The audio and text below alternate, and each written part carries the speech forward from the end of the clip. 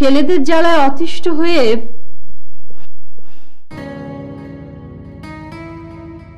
এই ব্যবস্থা নিয়েছি।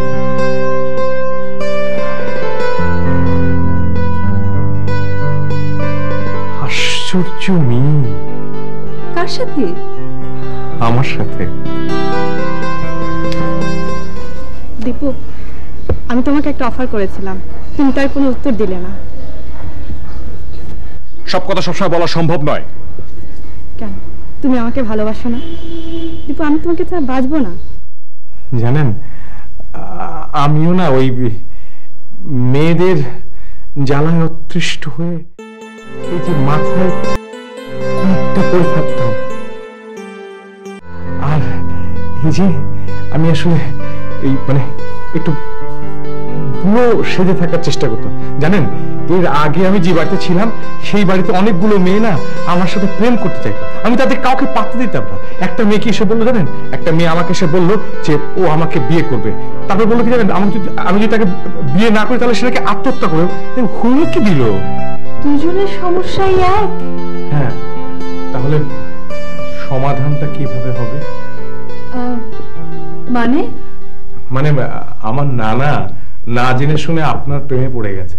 ও দেখুন, সমস্যাটা যখন আমাকে নিয়ে, তখন সমাধানটা না হয় আমি করে দেব। তাহলে আজকে আমি আসি। জি, আবার আসবেন।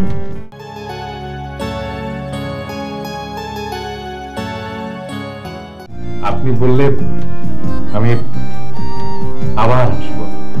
অবশ্যই বলবো। শুনুন, আপনার উইগ আর চশমা।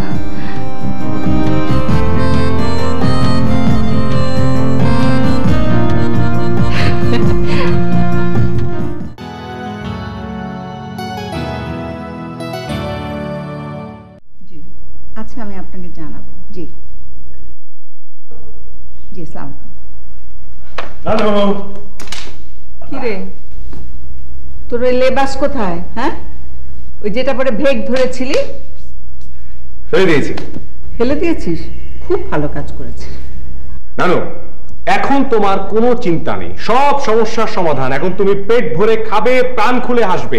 নানা তোমাকে এখন আগের মতন ভালোবাসবে, কথা বলবে।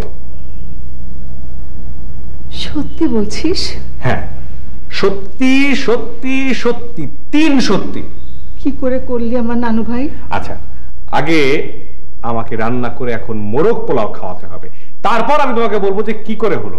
এই যে বুড়ো বয়সে তুমি মুখ গোমরা করে বসে থাকো, এটা খুব ভাল লাগে না। আসো।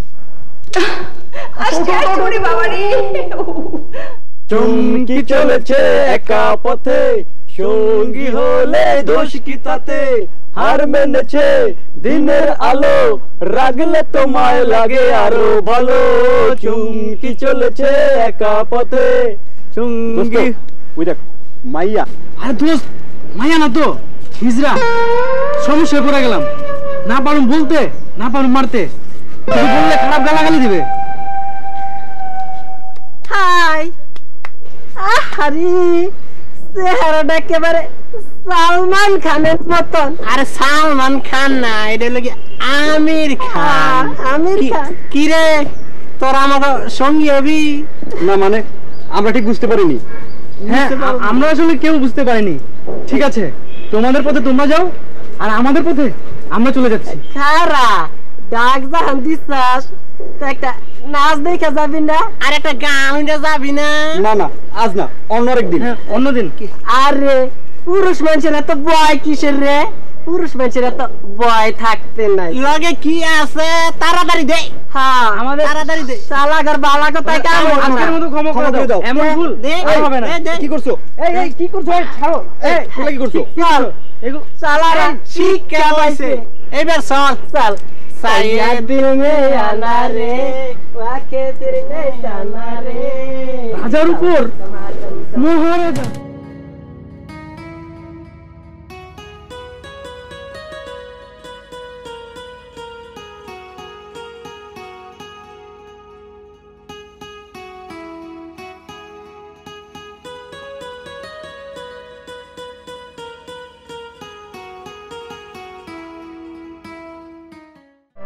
কি এটা কি করে সম্ভব?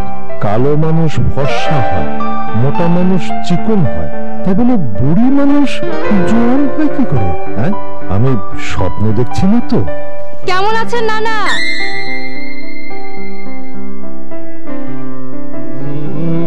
না না, আপনাকে একটা কথা বলার জন্য এসেছি। আপনি এতদিন একটা ভুল ধারণার উপর ছিলেন। ভুল ধারণা? আপনি যে চিঠিটি পেয়েছেন সেটি আমি আপনাকে দিইনি। চিঠিটি দিয়েছে আমার ছোট বোন আপনার ছোট নাতি শিপুকে। ওই চিঠিটাই আপনার হাতে গিয়ে পড়েছে। আর আমাকে দেখে অবাক হচ্ছেন? অবাক হওয়ার কিছু নেই। আমি এতদিন আলগা চুল পরে থাকতাম।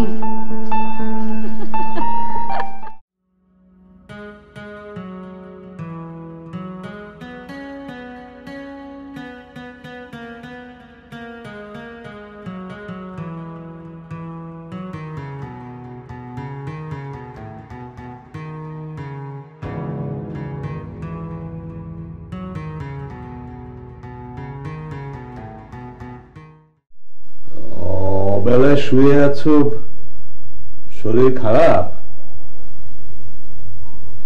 আমার শরীরের খোঁজ নেবার তো কেউ নেই দুনিয়ায়। কি বলছো? আমি তো আছি। আমি তোমার স্বামী। তোমার ভালো মন্দ দেখার দায়িত্ব তো আমার। কি হয়েছে তোমার? যা হওয়ার তা তো হয়েই গেছে। মানুষ মাত্রই তো ভুল করে। তুমি তুমি আমাকে মাফ করে দাও। ছি ছি, এসব কি বলছো? তুমি আমার কাছে কেন ক্ষমা চাইছো? তুমি তুমি আমার স্বামী, আমার জীবন মরণের সাথী। তুমি হ্যাঁ, সত্যি সত্যি তুমি আমার জীবন সাথী। শোনো, তোমাকে তোমাকে এতদিন যেমন কষ্ট দেখেছিলাম, আজ আজ তোমাকে একটা সুখবর দেব। কি সুখবর? বলো বলো, আমি অস্থির। বলছি শোনো, আমি আমাদের দীপুর জন্য না বউ খুঁজে পেয়েছি। হ্যাঁ, দীপুর জন্য? কে? কোথায় থাকে? কি নাম ওই মেয়ে? বলছি শোনো, নাত বউ যদি দেখতে চাও তাহলে দেরি না করে তাড়াতাড়ি তৈরি হয়ে নাও। চলো দুজনে মিলে একসঙ্গে গিয়ে একেবারে পাকা কথাটা দিয়ে আসি। হ্যাঁ, চলো চলো।